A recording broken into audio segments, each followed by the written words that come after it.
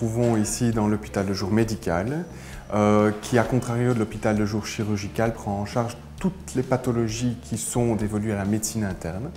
Quels patients cela touche?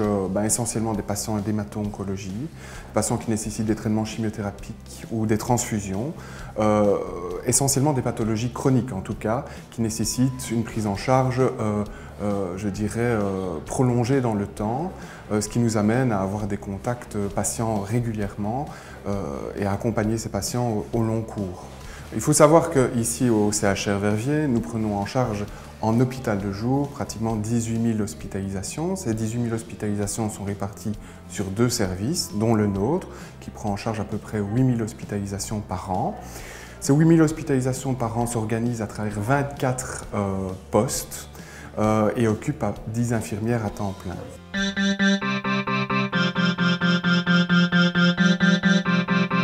C'est un service qu'on peut considérer comme reconstruit, pratiquement de zéro, pour justement répondre aux différents besoins des différents intervenants.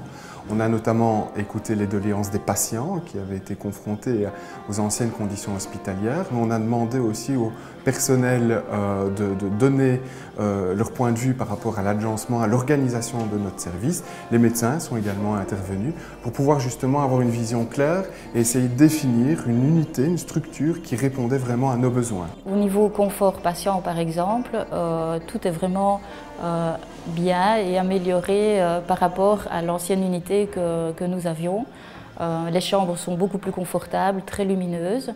Et puis du côté personnel, évidemment, c'est aussi très confortable. Des meilleurs locaux, une meilleure disposition de notre matériel. La direction nous a concertés, nous a demandé notre avis concernant la disposition de certains locaux, notamment le poste infirmier ici, le bureau, notre pharmacie, vraiment pour que tout se fasse dans de meilleures conditions.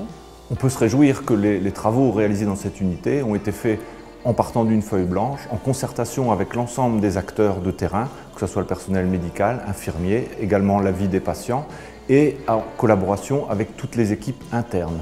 Les équipes internes qui ont participé et qui ont contribué à la réalisation de ce travail remarquable en un temps record sont à la fois les ingénieurs, les architectes, mais aussi les ouvriers de terrain qui ont réalisé tous les travaux d'électricité, de peinture, de reconditionnement. Et nous sommes donc particulièrement fiers et nous remercions donc toutes ces équipes internes qui, en quelques mois, ont réussi une prouesse remarquable.